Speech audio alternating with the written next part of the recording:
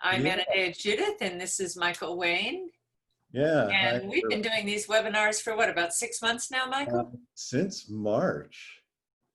Yeah, yeah, yeah. When you and Anna, you Anna Day and I first talked about it, it was in February, and we talked about this visionary in the future type series, not knowing what was coming down the pike, and now it's way more, even more relevant than it was there.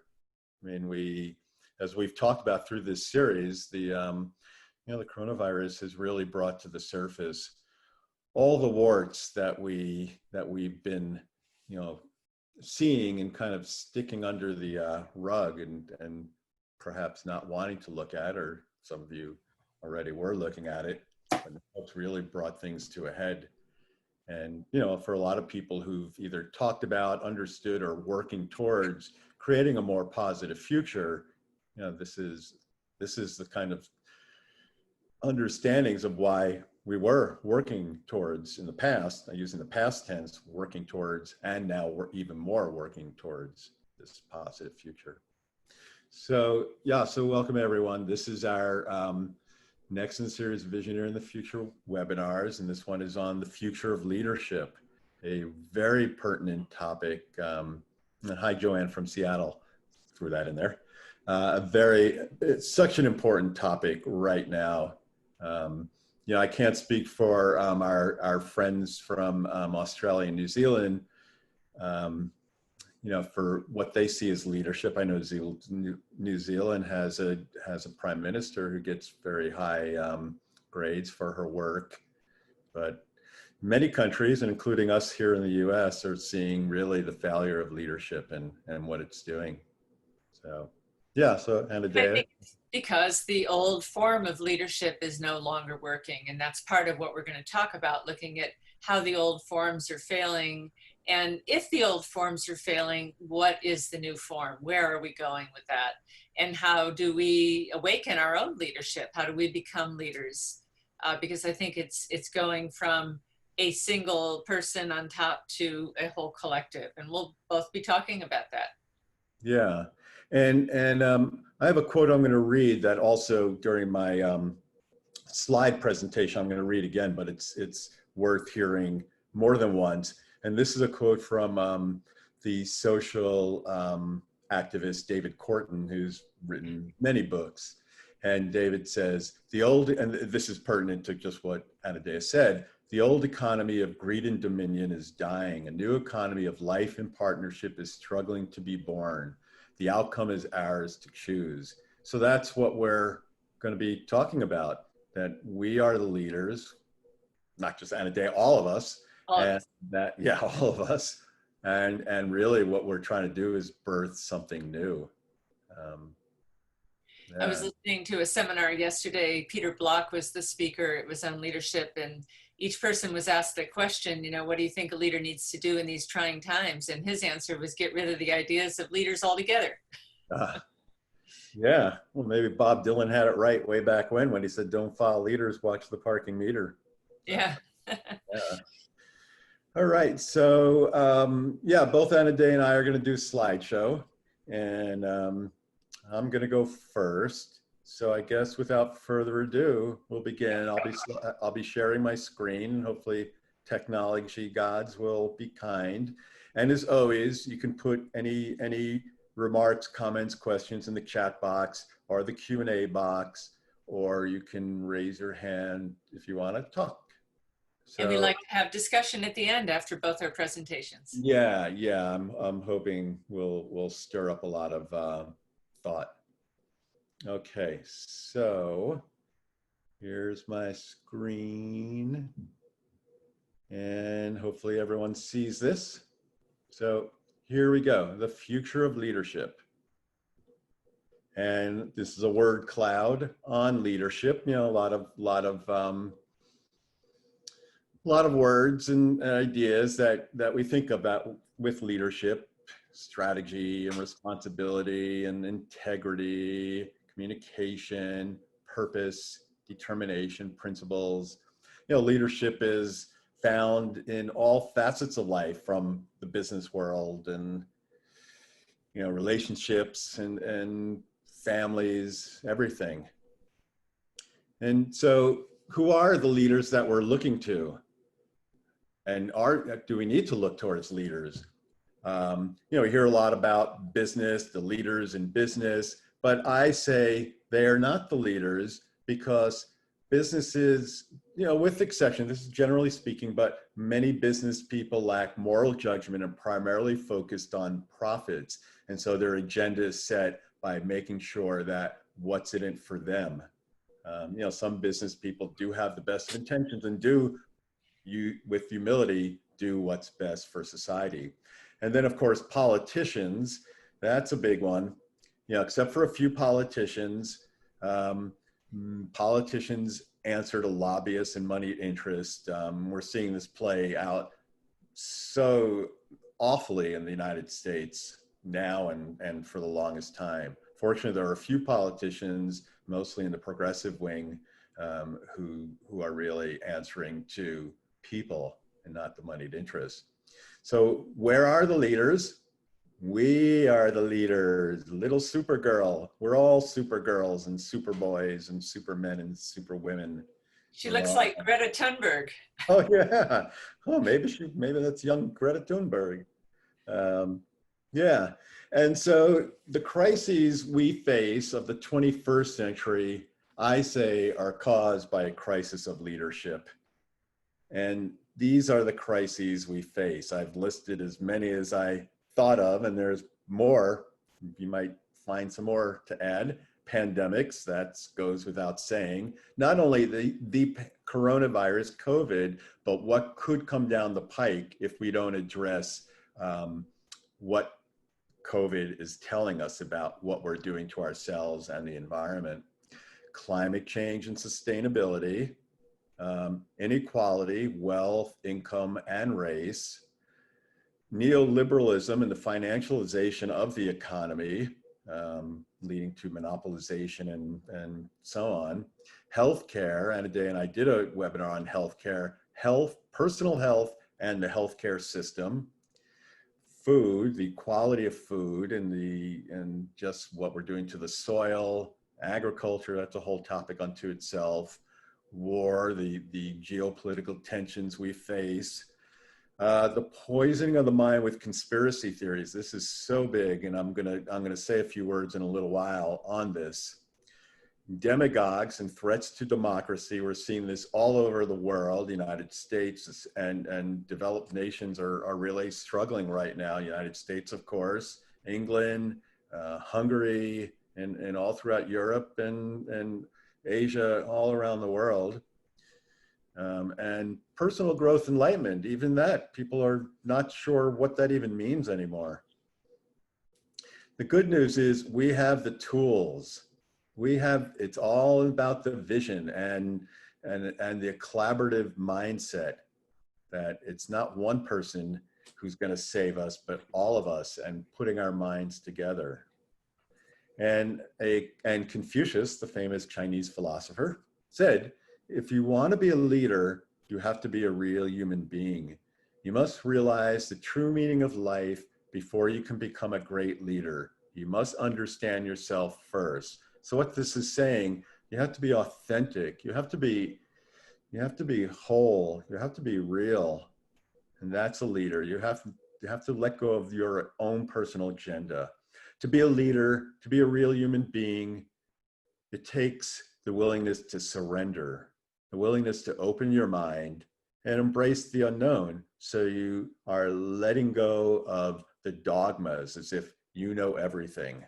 But sometimes you have to learn with humility.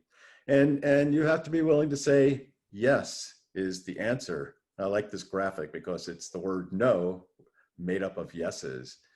And so we just have to say yes. And this is a quote from the poet Wallace Stevens, who says, after the final no, there comes a yes. And on that yes, the future of the world depends. And yes means opening yourself. And we feel it when we say no and we're all tight. You feel it in the body. When you say yes, you feel what that openness feels like. And so to lead, to help move us forward, it's all a matter of consciousness. really, we're looking at enlightened leadership. And so it's about evolving your mind, becoming a visioneer. And so, as we said, it's about also becoming an authentic human being. And so you'll ask yourself questions. How do you perceive life? Do you live a self-examined life? Are you willing to move past your comfort zones and move past your dogmas and open your mind? And ultimately, do you love yourself and do you love humanity? And if you love yourself, if you love humanity, you want to do right for humanity. You don't want to just care about profits at the cost of how it hurts other people. And to evolve your mind, you have to evolve your consciousness. In integral ideas, there's a famous, are the ideas transcend and include. And so evolving your consciousness means going from what is, and this is integral from Ken Wilber and the integral ideas, from pre-rational to rational to trans-rational. Pre-rational is more magical thinking. Rational is just logical. You can understand things, but you become so kind of modernistic and secular, you forget about the spiritual, energetic level, and the highest level of consciousness is a trans-rational, where you're rational, but you also understand the deeper meanings and mysteries of life. And a good quote to sum that up is from the famous quantum physicist, Werner Heisenberg. Werner Heisenberg who won a Nobel Prize for physics. And most of the early quantum physicists became mystics from what they got to understand. So Werner Heisenberg said, the first gulp from the glass of natural sciences will turn you into an atheist. But at the bottom of the glass, God is waiting for you. So this kind of sums up the pre-rational to rational, trans-rational, that as you understand the sciences or just the logic, how life has a logical nature, you become an atheist. You just don't see God in the equation because you see everything is, there's a natural order to things or natural logic. But then when you see the big picture, when you get to the bottom of the glass, you see that there is a God, a great power, quantum consciousness as quantum physics understands. And then in that same line of thinking, Richard Feynman, another great quantum physicist, said, if we want to solve a problem that we have never solved before, we must leave the door to the unknown ajar. And that's it, to open the mind, to evolve. And this is the gist of leadership. Again, to say yes is the answer. And so you said, to face the problems, leave the door ajar. And so what are the problems we face? This is actually the same exact slide as what are the crises we face. They were one and the same. I just thought I'd put it up here again. Pandemics and climate change and so much. And so now I just want to say a little about conspiracy theories because they're so out there right now. It's just sad to see people being duped and with so much misinformation. Brene Brown has a very gentle quote. She said, feeding people half-truths or bullshit to make them feel better, which is almost always about making ourselves feel more comfortable, is unkind. So, as I said, it's a very gentle way to say that giving people misinformation is unkind. We'll go a little further with this, that I just have, why do so many people believe conspiracy theories? Because we live in such uncertain times. It's truly a transitional era. So we're trying to make sense of this, so much things that seem uncertain. And there's conspiracy theories always have 6 things in common: a secret plot, there's a group of conspirators, there's supporting evidence, nothing happens by accident, the world is either good or bad, and there's someone to blame.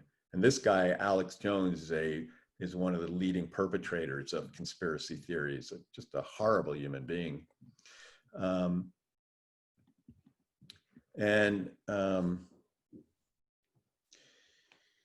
so these quotes, I said that this transitional era, things are breaking down or leading to something new. You have 2 quotes here, one from Thomas Berry, a great historian, Thomas Berry said, the primary problem of the present era is that we're in between stories. The old story that bound Western culture, the story of reductionist science and redemptive religion, is breaking down. It simply no longer explains the world we are experiencing or the changes that confront us. And then this quote again from David Korten, the old economy of greed and dominion is dying. A new economy of life and partnership is struggling to be born. The outcome is ours to choose. And that's the key. The outcome is ours to choose. We're all wanting to see a new world reborn from the ashes of the old. And that's where these conspiracy theories come because of this change. And one last thing about conspiracy theories, the Manjusri, the warrior of the light from Buddhist lore, Buddhist wisdom, he cuts through the bullshit with his sword, the sword of enlightened wisdom. That's Manjusri's sword. So Manjusri is the Buddhist warrior of the light, the Bodhisattva Prajna. And Prajna is enlightened wisdom, that which helps repel darkness by bringing light, enlightened wisdom into the world. So this is what true leaders are doing. They are helping to bring light, enlightened wisdom into the world. Manjusri's sword is meant to cut through illusion, ignorance, the ego, delusions, and sometimes his sword is in flames, and it's said the sword can both give and take life, and Manjusri wields both compassion and enlightened wisdom when he brandishes his sword. Compassion of and by itself is what Pema Chodron calls idiot compassion. Compassion also needs prajna, enlightened wisdom, or the sword of Manjusri by its side. And one other thing about conspiracy theory, a lot of people in the wellness, holistic, spiritual community have been kind of taken in by some conspiracy theories. And the well-known yoga teacher, Sean Korn, banded together not too long, a week ago, a few days ago, to address this and just say, she wrote an open letter to the wellness community to say, please watch what you're falling for. This is really important. They're taking advantage of people. So you have to be like Manjusri, the Bodhisattva Prajna, and you will be a leader. So ultimately, the answer for leaders, for creating the new is investing in people, investing in society. All throughout the this Visioneering the Future webinar series, Anna Day and I have been talking about, we've been talking about investing in people, investing in society. And without social investment, truly society is doomed. We're playing at a logical end game. Some people call it late stage capitalism. But the good news is with social investment, we can truly create a more beautiful world. Truly, really a world beyond your wildest dreams, a true utopia. So what does social investment mean? It means investing in, and some of you folks in Australia and New Zealand may have a lot of this, most of this, but it means investing in healthcare, education, the environment and sustainability, things like a Green New Deal, democracy, peace, food, quality food, childcare, housing, and things that create happiness for people, whatever that might be. And last but not least, and very important, culture and art. A society thrives when culture and art is prioritized. In Europe, governments subsidize a lot of culture and art, probably the same in Australia and New Zealand, but it's so important. So all these things are part of social investment. And when there's social investment, there's people thrive, everybody thrives, not just a select elite. And so it's time for a great transformation. So all of us who are leaders, which is all of us, it's ready.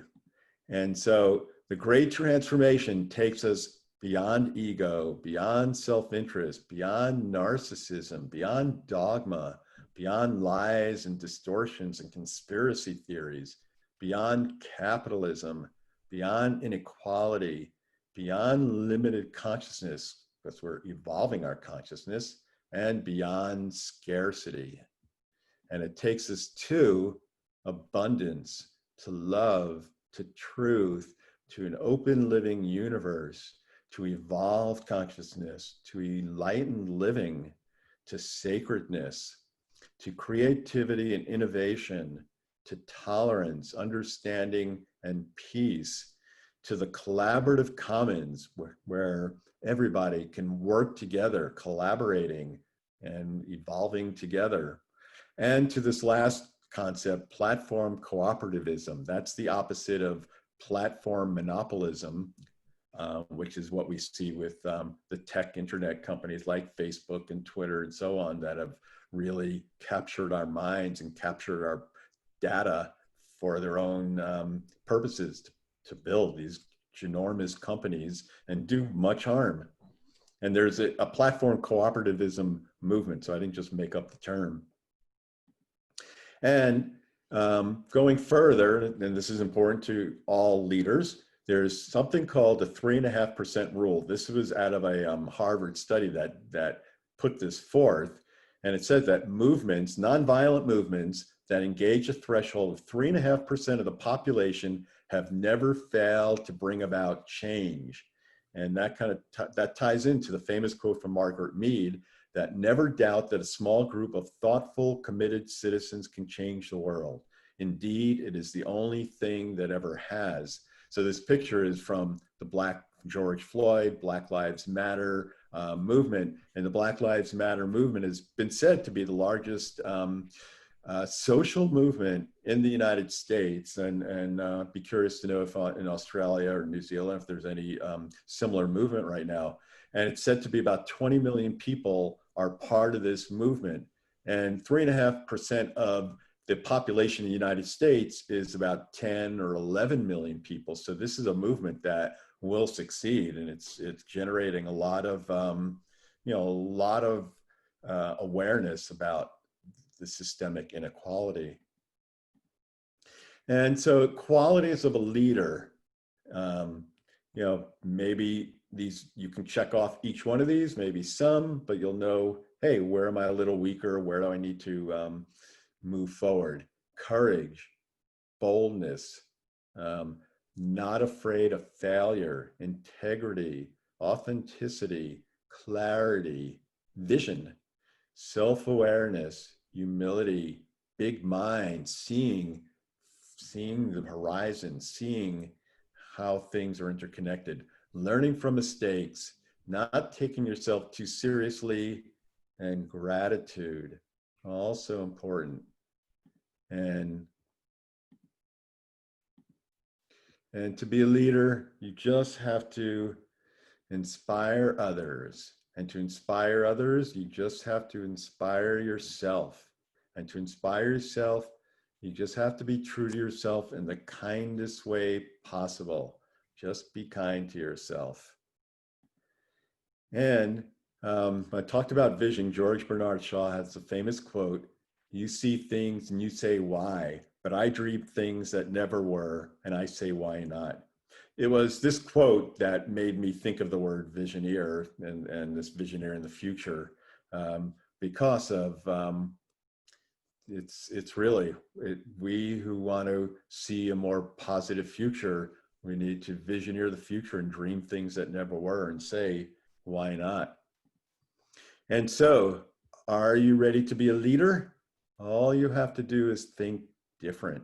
And so I'm going to leave you with a 1-minute video from the famous commercial from Apple computers.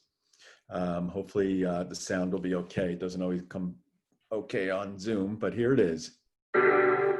Here's to the crazy ones, the misfits, the rebels, the troublemakers, the round pegs in the square holes, the ones who see things differently.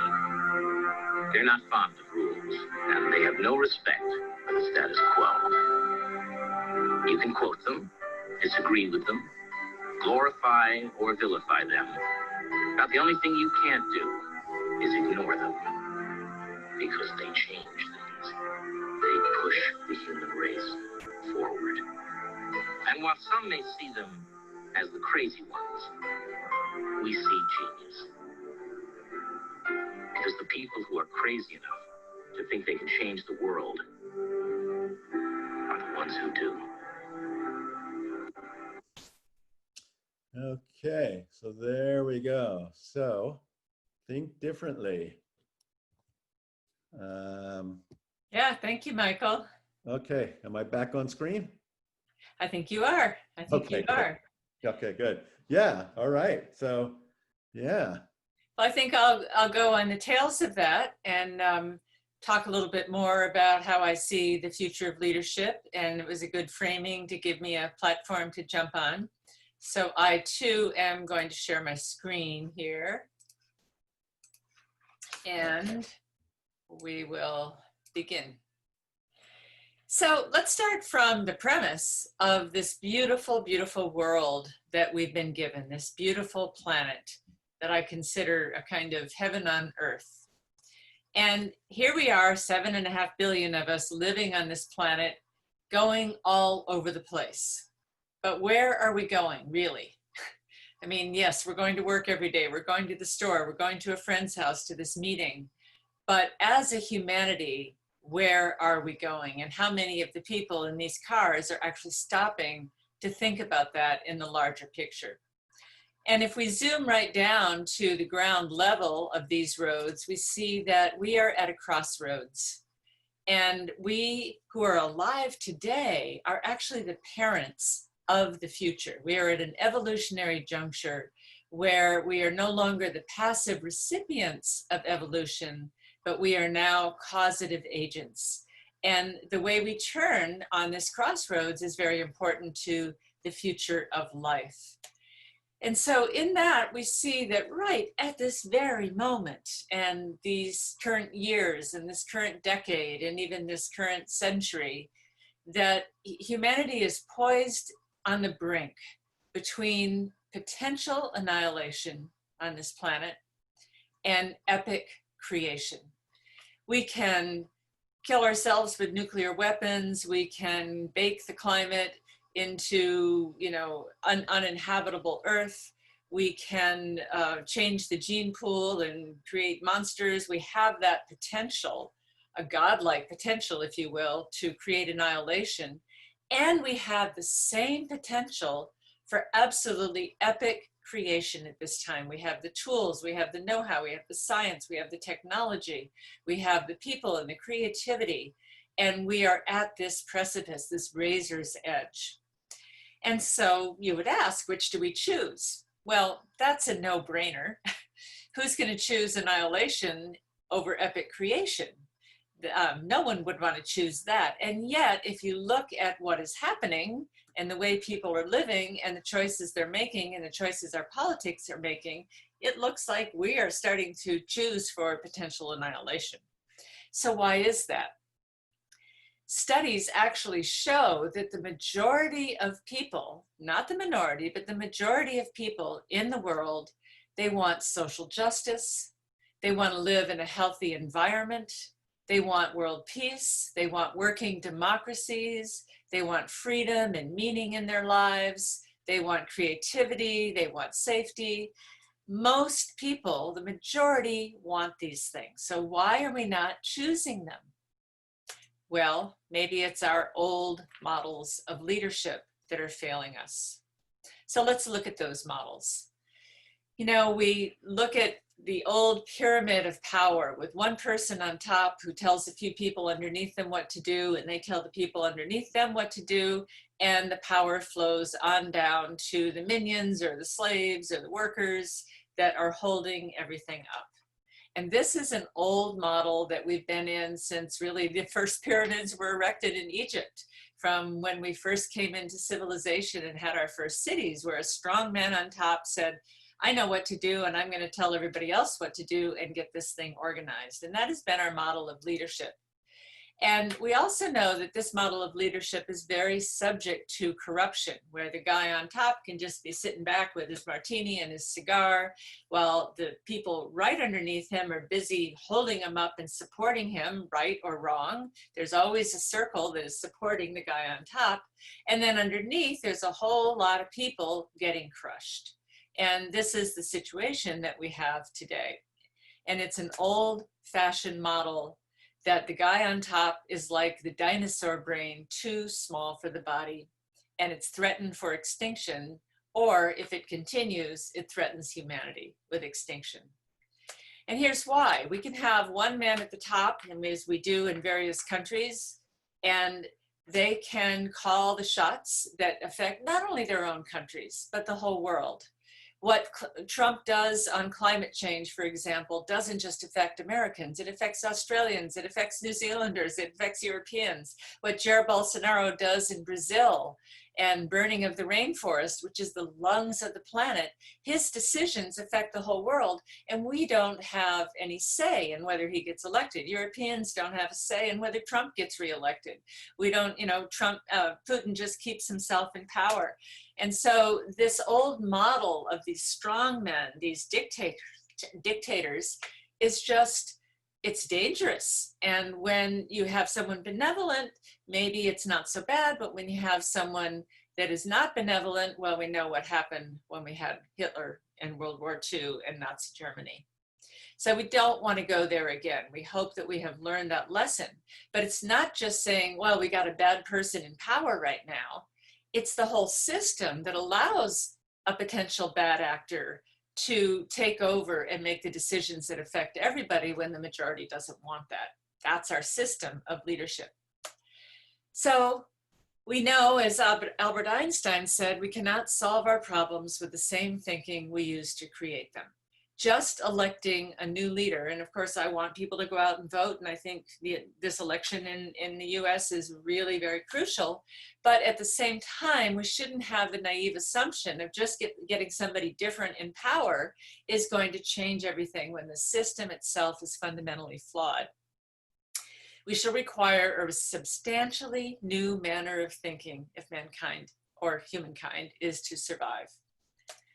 And that requires an awakening of consciousness, an awakening of a new kind of consciousness that breaks through those chains of tyranny and sets us on course to fly to a new reality, to fly into the future.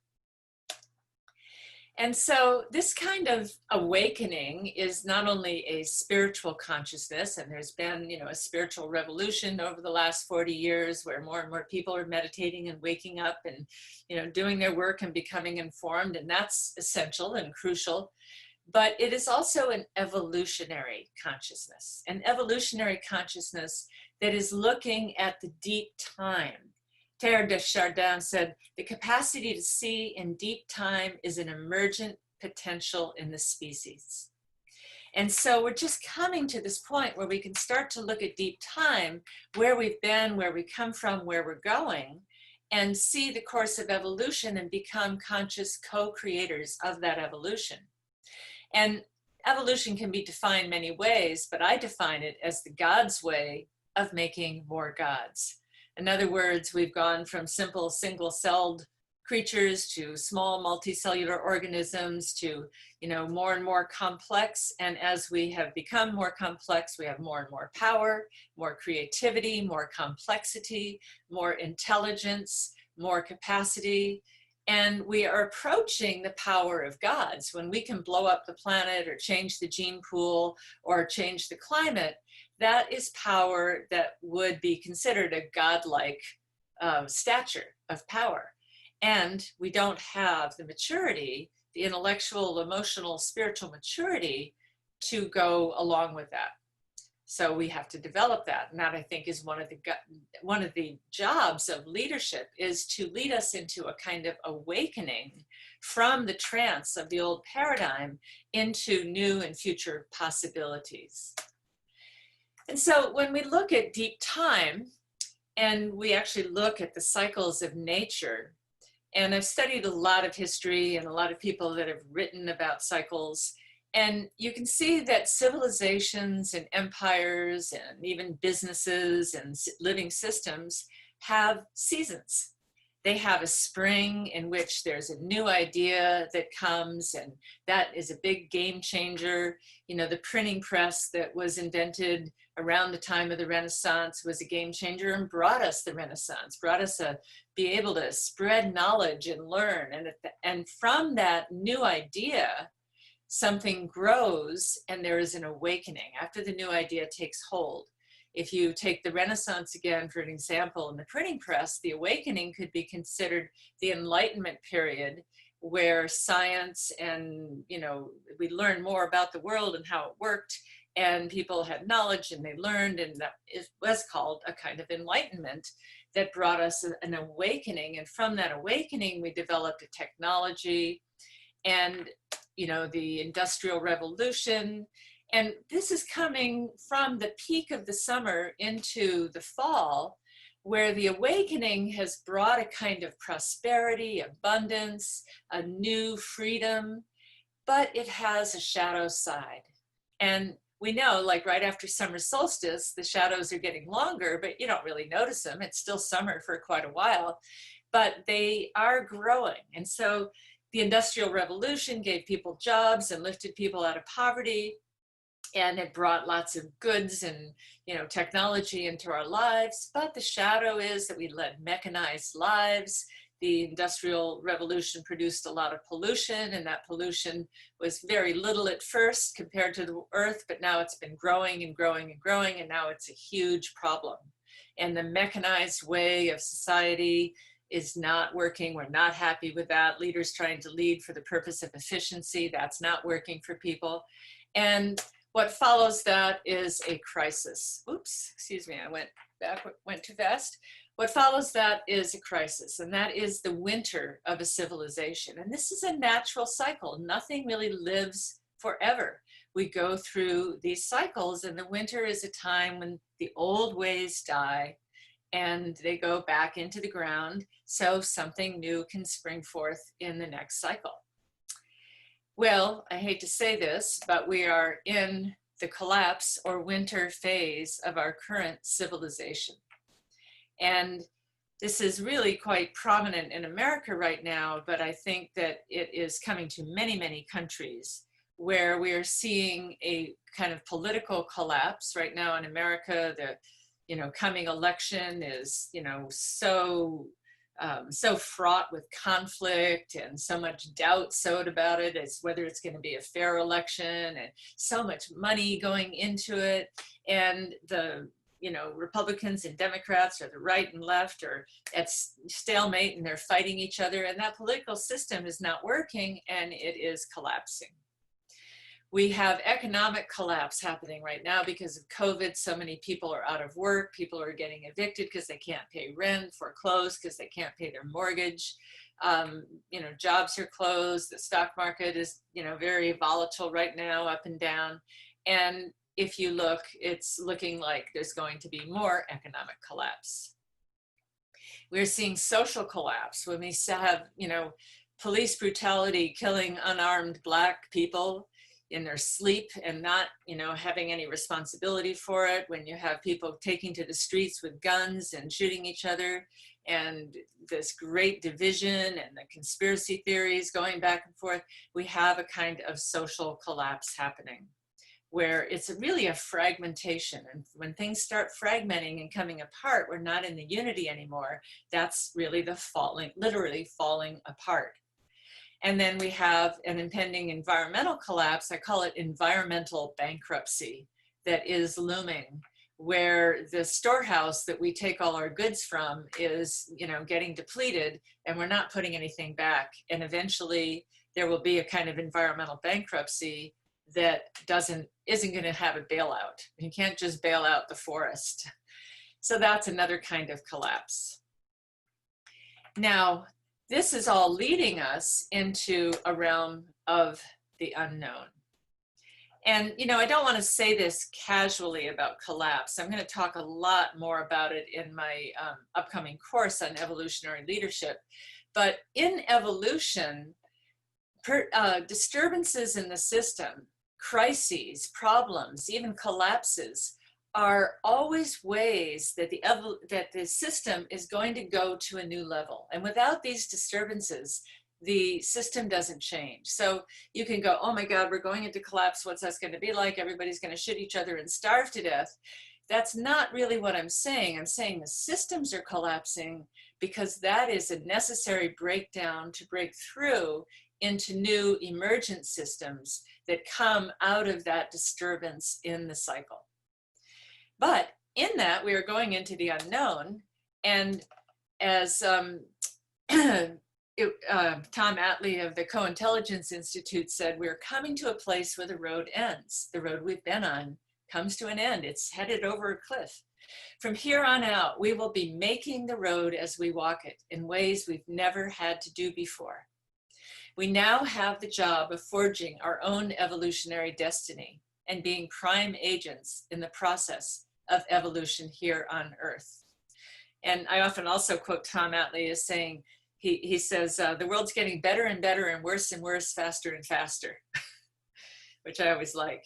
And Lynn Twist has said, as a species, we are no longer the subject of the evolutionary process. We have become the authors of it. And this is the first time in history, in the history of the planet. You know, it took 3.8 billion years to evolve a creature that had enough consciousness that they could actually study the world and become conscious of evolution. And now, in the 160 years since Darwin, we can consciously evolve, and it's amazing progression. And this is calling for an evolutionary leadership, not a leadership about profits and goals, but a leadership that is about how do you lead humanity through this evolutionary juncture of the past dying and the future getting born. How do we go through this dark night of the soul? And that is what leaders are being called to do today. So how do we lead in a winter cycle of a civilization? Most times this has happened in history. People didn't know what was happening. They couldn't name it. It was just everything is coming to an end. Oh my God, the world is ending. Oh my God, everything's being destroyed. What do we do? What do we do? And they didn't have this sense of the historical deep time to know that this is a cycle and that spring follows winter. But in a winter phase, leadership is different.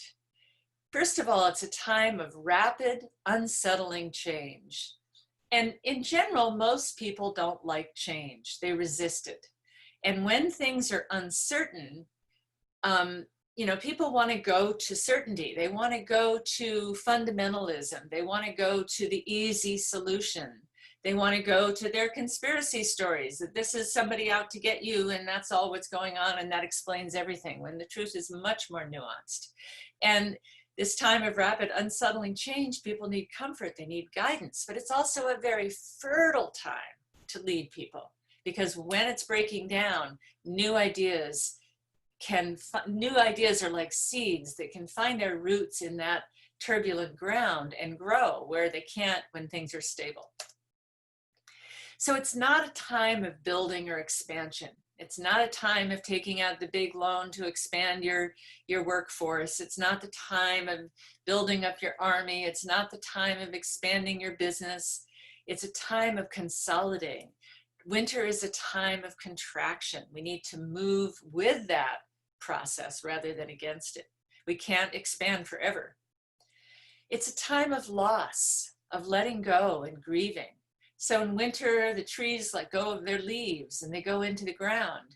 And we know that lots of people are experiencing loss right now. They're losing loved ones due to COVID. They're losing their jobs. Here in the West, where there's been fires, people have lost their homes. And there's a lot of letting go that's very scary, that we have to grieve that so we can move on. Winter is a time of protecting and nurturing and healing. If things are being taken away, we need to protect what we have. We need to consolidate. We need to hunker down for the storm and really huddle in, protect and nurture and heal and give comfort. It's a time for coalescing community, because in community, we have more chance of surviving and nurturing each other and generating new ideas than we do when we're isolated. It's a time when leaders need to be honest about where we're at. They need to be honest about the threats that face us, and they need to be square with the people so that we know what's happening with climate change. We know what's happening with COVID. We know what's happening with the economy. We can plan and take care of ourselves accordingly. But in that honesty about where we're at, it's also essential that, because a lot of where we're at is not really good right now, that we make a positive frame for where we're going, a reason for why we're going through all this that gives it meaning, gives our suffering and our struggle meaning and direction and navigation through this dark time of uncertainty. And, you know, when things are predictable and certain, that's when we go to sleep. So uncertainty is calling for awakening. So my positive frame on all this, and I've studied these historical cycles for a long time, is that humanity is going through a global rite of passage. This is our initiation. And as an initiation, it's difficult, it's challenging. It tells us to let go of the old. We have to go into the unknown.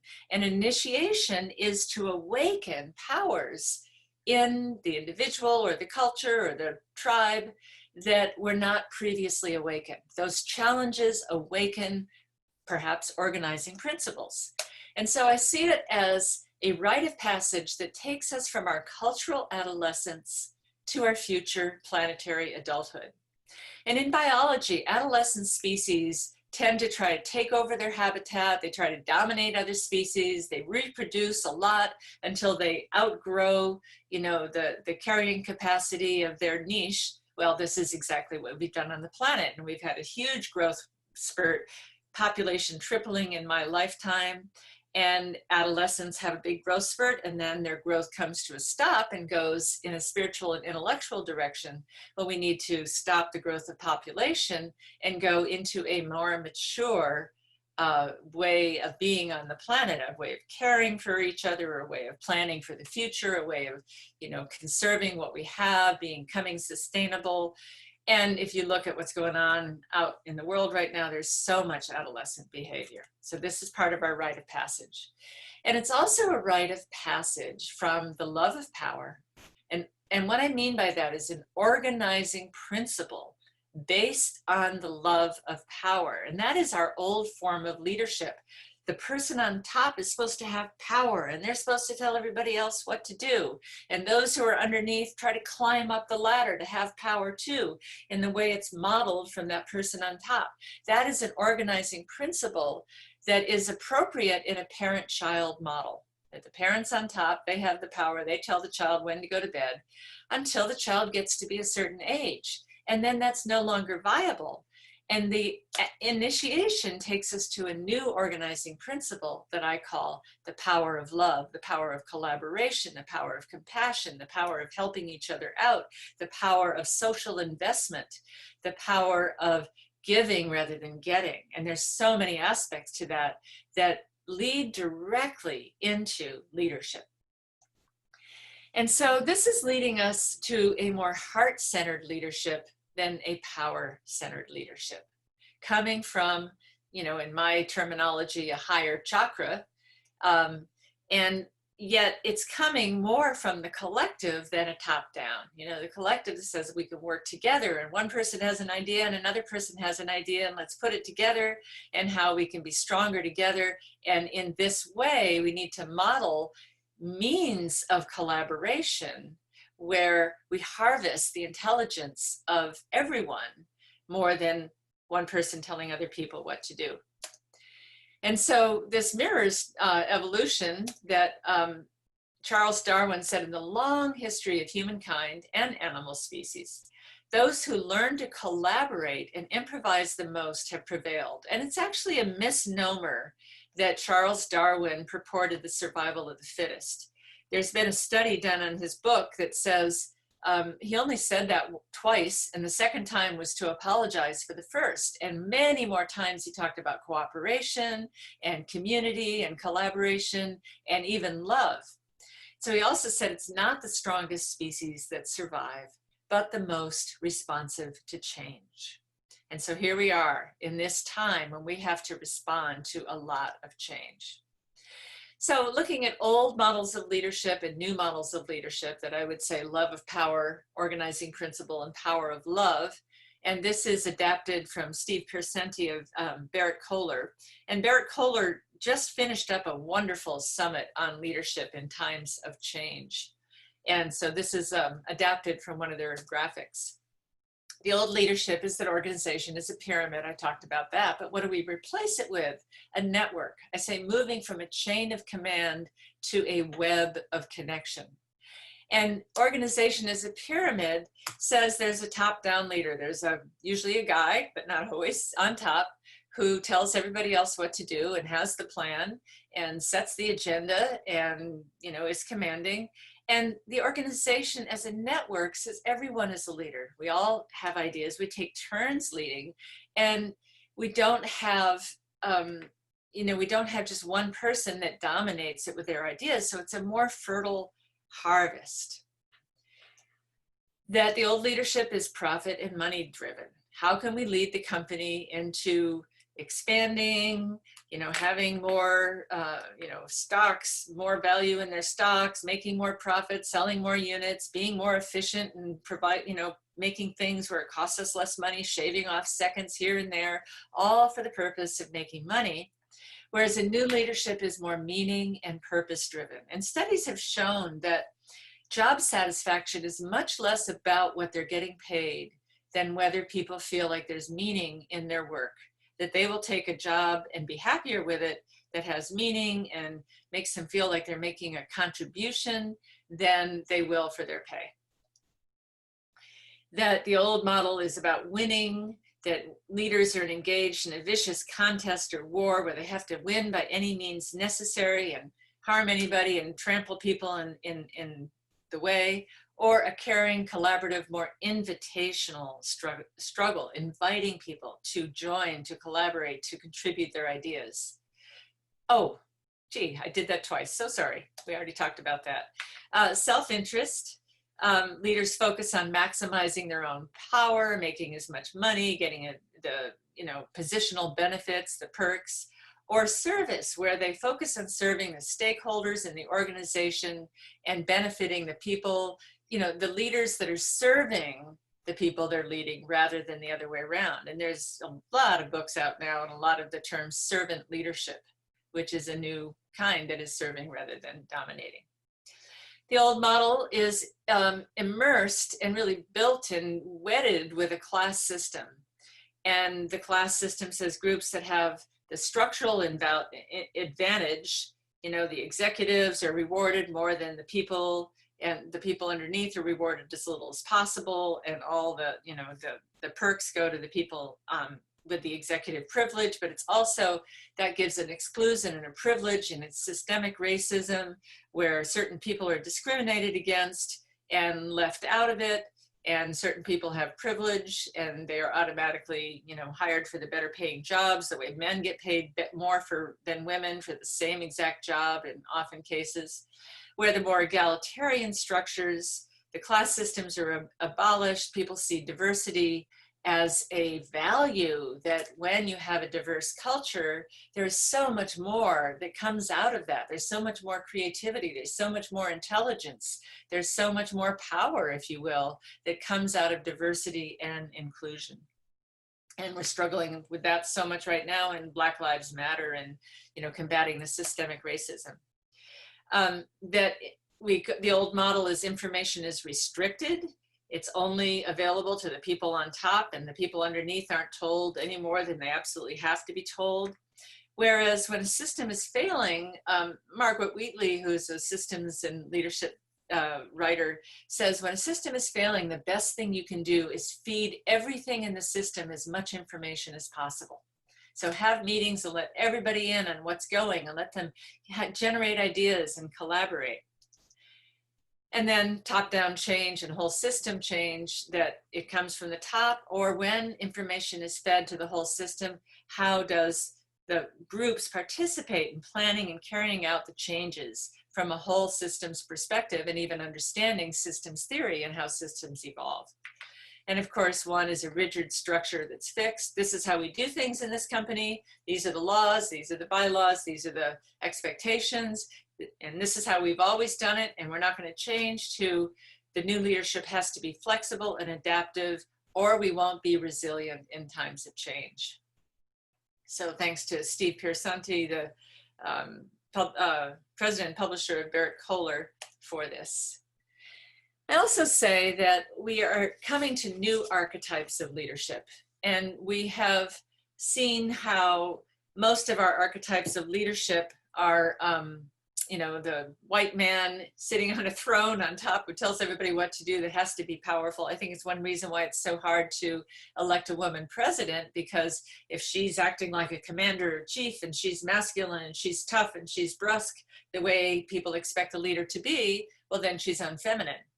And if she's feminine, then she's not powerful enough to be a leader, because we have such a narrow framework.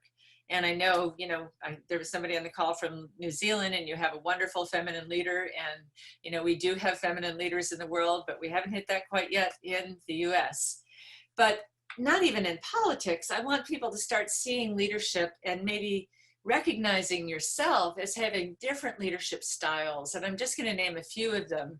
This is all from a deck that I started creating of archetypes of women's leadership. That there's the alchemist, that is the herbalist, the cook. How does she make a group cook together? That brings in an element of magic, maybe ceremony. That there is the connector. That's the one that goes to the meeting or the party and they say, oh, I want to connect you, and I want to connect you, and I want to have this event where people can connect with each other. And that is a form of leadership that isn't necessarily out front in everybody. There's the healer, who is healing systems, who is healing conflicts between people in a group, conflicts that occur on a team, that is mending and fixing and renewing the systems. There's the shepherdess that brings things up from the rear, is making sure nobody's left out, the herder, the guide, the director, the caretaker, making sure that, you know, the offices are taken care of and the people get the messages they need to. The shepherdess. There's the gardener, and you might say, well, how is a gardener a healer? But if you take the metaphor of a gardener, and I'm a prolific, I love gardening, it's my passion, that the gardener is the one who knows how to nurture what's there, who learns how to tend to what's there, cultivate, plants ideas, makes sure the ground is fertile, waters things, you know, does the weeding. That's an important role. We have the priestess, that might be the spiritual leader that is leading people into mystery, that is leading people from the place of spirit and ritual. And the peacemaker, and I've got about 30 of these. We don't have time for all of them, but the mediator, the listener that is solving conflict and getting people to get along. And these are not necessarily limited to women, but I did this because archetypes for women are, you know, most of the archetypes are for men, and we know those archetypes. If you're a man sitting there going, what about me? Well, think what it's like to live your whole life as a woman and have no archetypes of leadership that you can relate to. But we know that a lot of the archetypes for men is the king, the warrior, the priest, the lover, the magician, and there's been many books on those archetypes. But evolutionary leadership is what I'm most passionate about. Leadership that helps us evolve on this planet. And that kind of leadership is oriented to a change in consciousness more than it is oriented to producing a goal, like more profits or, you know, bigger stockholders or, you know, where a game plan. It's helping people understand our times from a wider perspective, looking into deep time. That is the evolutionary leadership, which has us asking, what are we here for? Where are we going? What's the bigger meaning to existence? It empowers others, doesn't have to shoulder all the weight alone. It is empowering people into teamwork, collaboration. The evolutionary leadership helps us navigate in the unknown and is willing to be in the unknown. You can be a leader and not have all the answers. In fact, you might be a better leader when you have the humility to say, well, I don't know, let's have a discussion about it. What do you think? The evolutionary leadership can embrace what is, the failing of the company, the collapse of the system, but they always are working toward a possibility of what could be. That's why we're doing this visioneering series, to say what could be. Fostering co-creation, collaboration, innovation serves something larger than the self, values over personal gain, and helps shift from what I call the love of power to the power of love. And Peter Senge said, leadership is about creating a domain in which human beings continually deepen their understanding of reality and become more capable of participating in the unfolding of the world. The more we understand about evolution, the more we can participate in it. And that's been my passion, to study the process of evolution and systems evolution all my life. And now we need to be evolutionary leaders. And leadership exists when people are no longer victims of circumstances, but participate in creating new circumstances. And Gandhi, he certainly stepped out into a new world bravely with his nonviolent leadership. First they ignore you, then they laugh at you, then they fight you, and then you win. Lao Tzu, long time ago, said a leader is best when people barely know that he or she exists. When their work is done and their aim is fulfilled, the people will say, we did it ourselves. They didn't even know they were being led. That's a sign of a good leader. And in terms of evolution, it forged the entirety of sentient life on this planet using only one tool, the mistake. So don't be afraid to make one. Often mistakes are how we evolve the fastest. And we know all over the world, people are taking leadership and starting non-governmental organizations or joining them, supporting them, donating money, volunteering for them to address social change and environmental stability and justice and democracy and peace. And they are forming in what Paul Hawkins calls the biggest movement on the history of the planet today. And you can start an organization, or even better, join one, or help these organizations join together as awakening imaginal cells in the body politic becoming the butterfly. So get involved with something you're passionate about, connect with your community, find others of like mind to lead or follow or join with, make YouTube videos, podcasts, blogs, webinars, study, learn, evolve. And right now we need to get out the vote and turn things around. And my contribution to all this is I will be doing an 8-week course starting next Thursday of Awaken the Evolutionary Leader Within, called From Crisis to Awakening. How do we navigate trying times? We will really be studying a lot about evolution and systems theory and what are models of leadership, the newer models of leadership for common people. Even if you're not a leader in a corporation or something like that, we can all benefit from this. And you can find out on my website, anadejudith.com. And there we go. I think I ran over a little bit, but we can take some questions and comments here. Yeah, that was great, Anadea. I was reminded when you were talking a little earlier, there's a Spanish proverb that says, traveler, roads are made by walking. Yeah. Yeah. So, yeah, we're all creating new roads, new ways. So, yeah, and you're so right. It's evolutionary leadership that is needed, and the problems of the world are too large to expect one person to lead us to a promised land. We're all, as he said. Yeah, Paul Hawken brought up millions of organizations all around the world working to help. So, yeah. And that's volunteer. That's not coming from the command and control model. No one's telling these people, you have to go out and join, Sierra Club or something. People are doing it out of their love of their hearts to serve and save what they love. Yeah.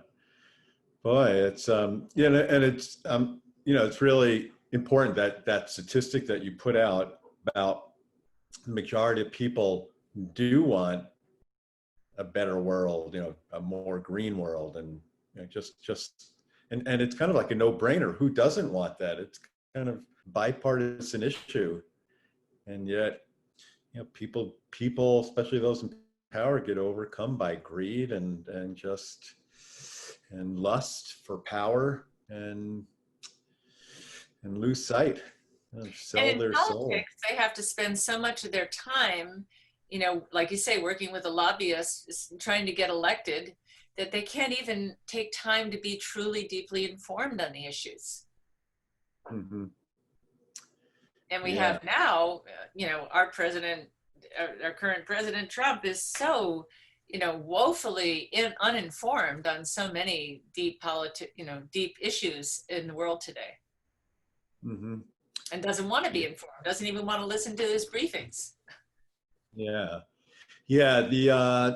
The American democratic system is deeply flawed. When you and Anna Day and I did the Visionary of the Future webinar on democracy, we went into it more. But the Economist magazine puts out a democracy index every year, and the United States was listed as a flawed democracy, not even a full democracy.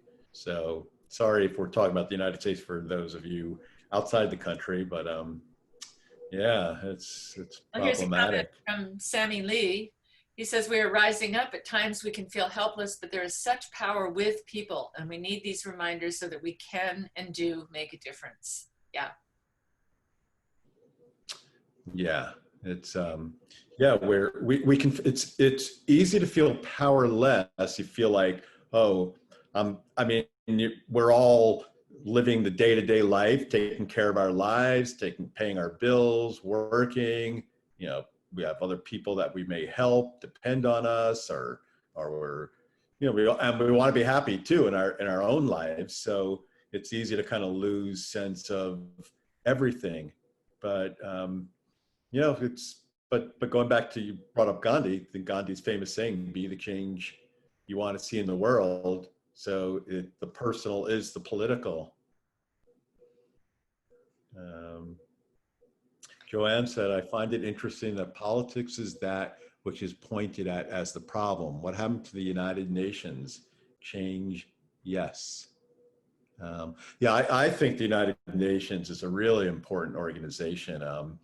Every time I live a couple hours north of New York City, and every time I'm in New York City, most of the time I do like to stop by the United Nations, and just, even if I just stand outside, because it feels very like on sacred ground, you know, bringing people together from all over the world to discuss the world problem, try and do something. And I actually read the UN had their General Assembly gathering this couple days ago, and I think it was by remote. And I read the Secretary General's remarks, and they really were very powerful, talking about the world and what we need to do. And he was very, very much what a leader needs to say, talking about, you know, we need to address all these different issues. So Yeah, yeah, and the United Nations is, you know, relatively young in terms of history. You know, nations have been battling each other, and they've been operating under kings and emperors and all that for a very, very long time, you know, like 5,000 years or so. And the United Nations is less than 100 years old.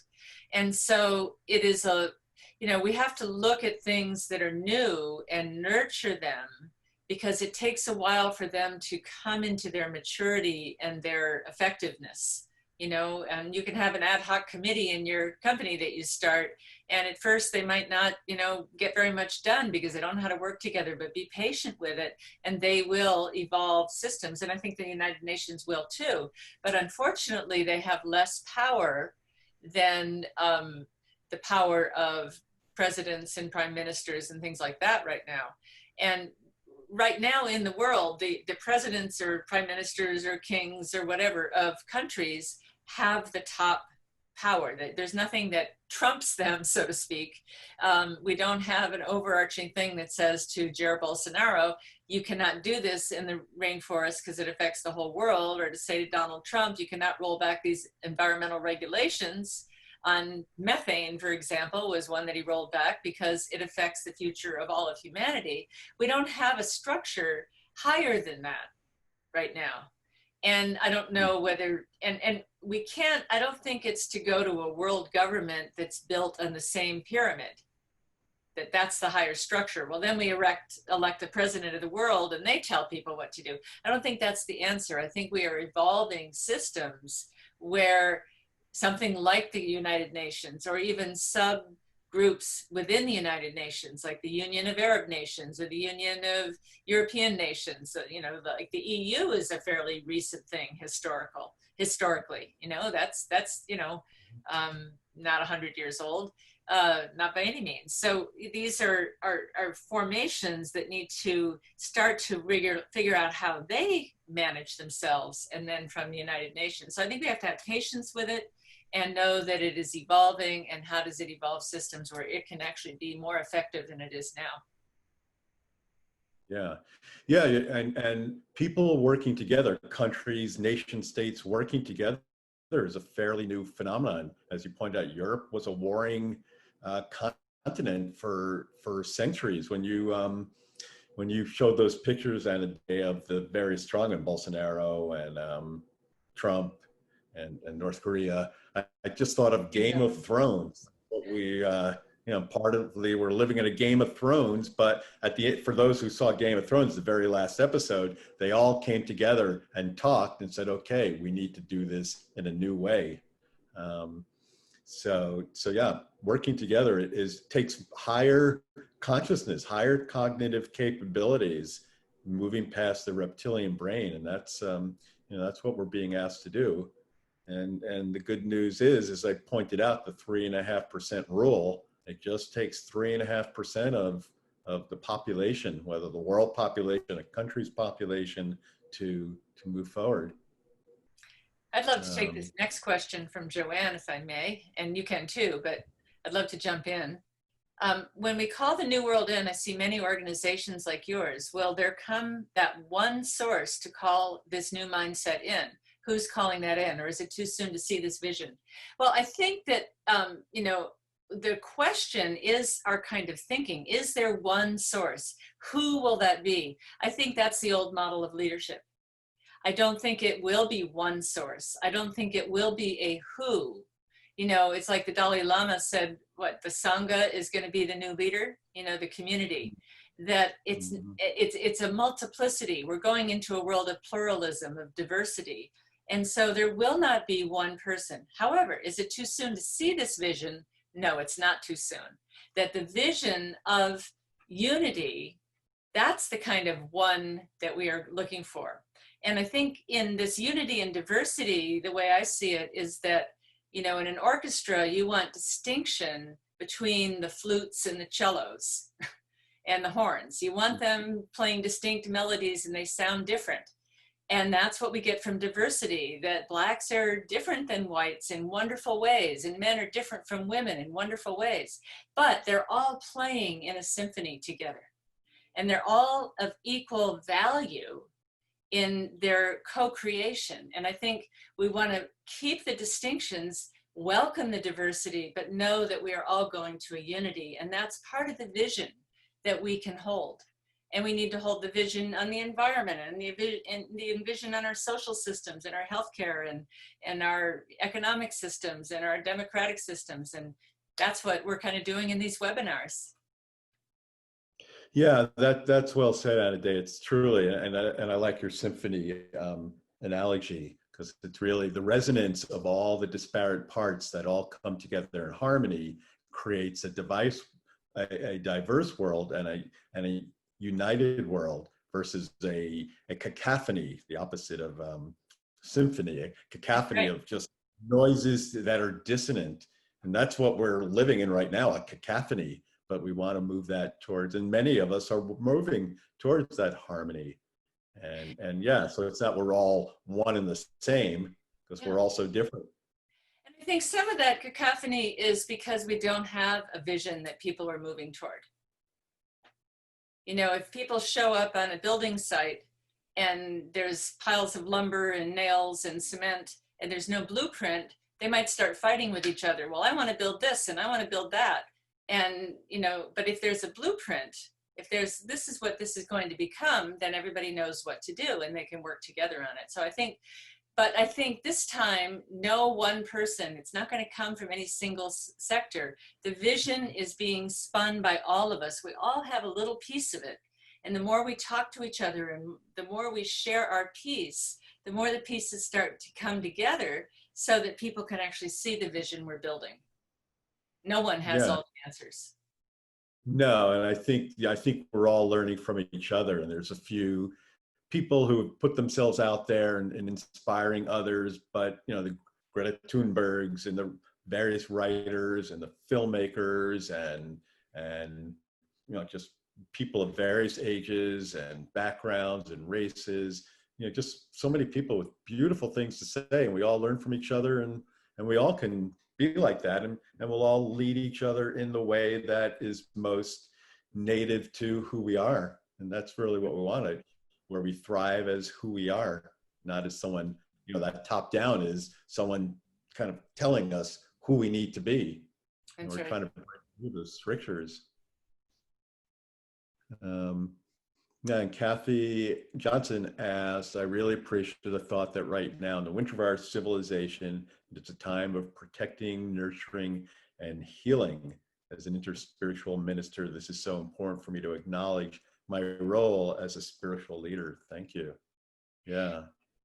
Yeah, I think, Kathy, that as times get tough, more and more people are going to be turning to spirituality, and they will be looking less to their political leaders and more to their spiritual leaders for guidance, for making meaning out of it, for comfort, for nurturing, for healing. And I think that is a role that ministers and spiritual leaders will be stepping up to fulfill, all of us to fulfill. How do we nurture each other?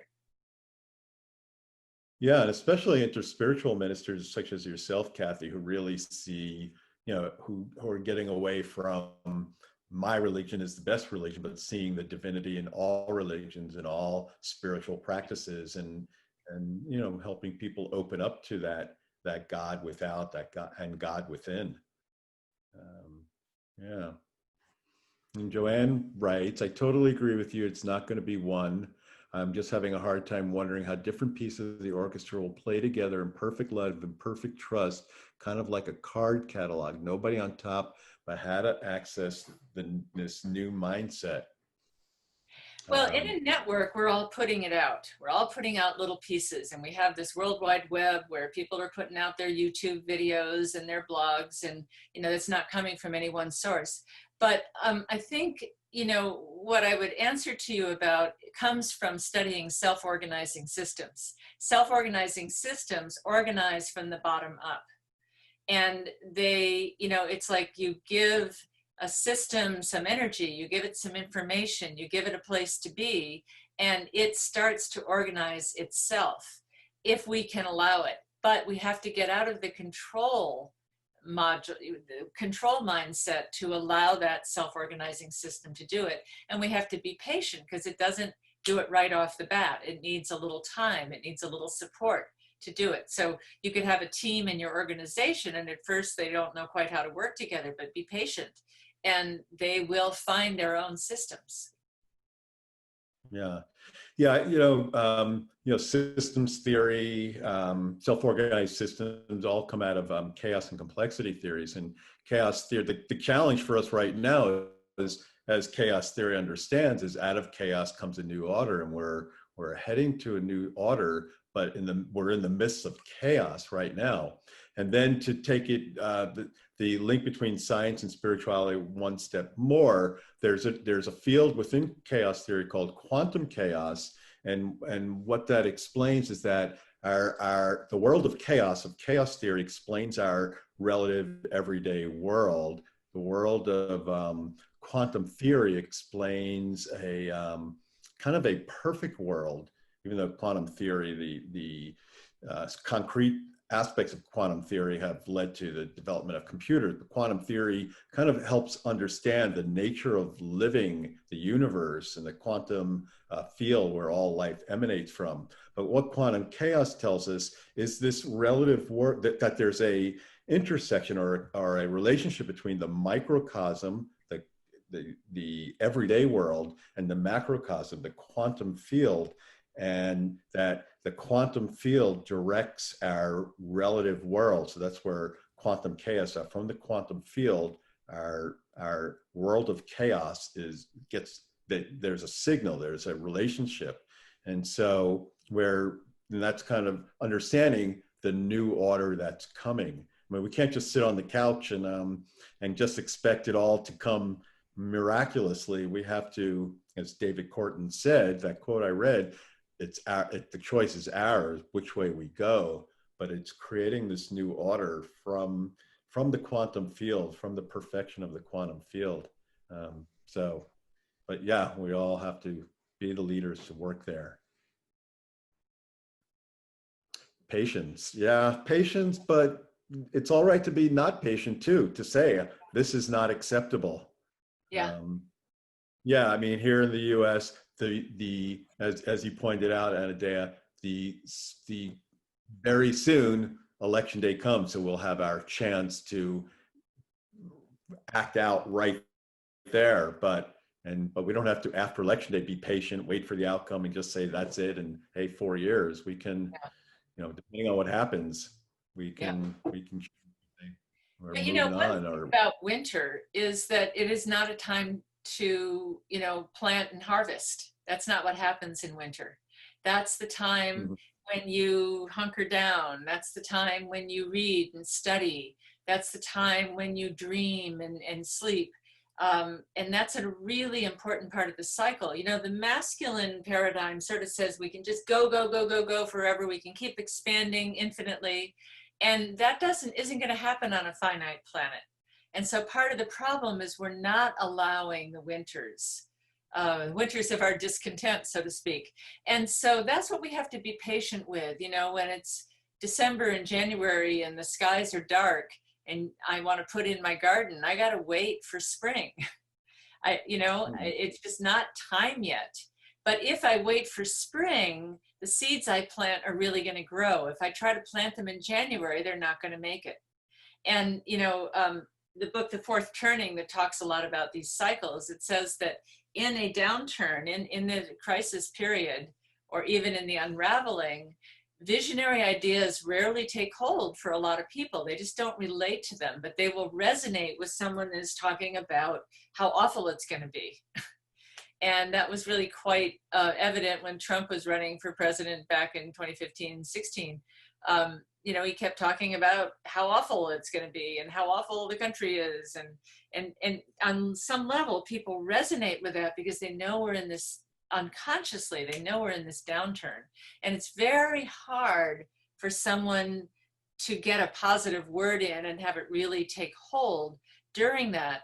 But you have to do it anyway, because there comes a point where there's enough disintegration that small efforts have big consequences. So when the system is strong, those little voices can't be heard. But when things are crumbling, that's when the average person can put out their leadership and it can actually go somewhere. So I may sound like I'm contradicting myself, but it's finding the right organic place. Mm-hmm. Yeah, and if I can just add to that from a Chinese medicine perspective, as a Chinese medicine practitioner, winter is also the water season of the 5 elements, and it's when the qi goes deepest. And so it's when it's really the deepest healing goes into effect and takes place because of how deep the qi goes. And then as we come out of the winter into the spring season, the wood season, everything starts to blossom and come. So we don't know how long this winter season, we know in the seasons how long winter lasts, but this winter season, we don't know, but we can rest assured that that qi is going deep and leading to the blossoming of something new, as it always does. Yeah, well, it looks like that's all the comments, and we're just coming up on about an hour and a half, so we should probably wrap up. Yeah, wow. Well, thanks everyone for staying on. Anadea and I will be talking amongst ourselves whether we'll do a follow-up discussion to this or just move on to the next subject at hand. And as always, this is recorded, so we'll post it up, and you can also find it on Facebook, on my Facebook page, Dr. Michael Wayne. But we'll be getting out the recording. So yeah, so yeah, go forth, be leaders. Yeah, and if you want more where this came from, a lot more information on leadership in my 8-week course, and it'll go along the model of the chakras. You know, how do we lead from earth? How do we lead from water? How do we lead from fire? You know, how do we communicate, network, have a vision? All of that will be in the course. Also learning a lot about evolution and systems theory and how it works. So Yeah, your course sounds great, Anadea. So yeah, well, thank you, Glenn from Australia. Thank you, everyone from everywhere. And anything else you want to add, Anadea, to any of the comments, or? no, I think we just have to wrap it up because we've been keeping people for quite a while. And thank you, Michael. It's always a pleasure to work with you. And who knows what we'll talk about next. Yeah. Okay. Yeah. All right. Peace Thank out, you. everyone. Yeah. Thank you so much. Bye-bye. All right. Till next time.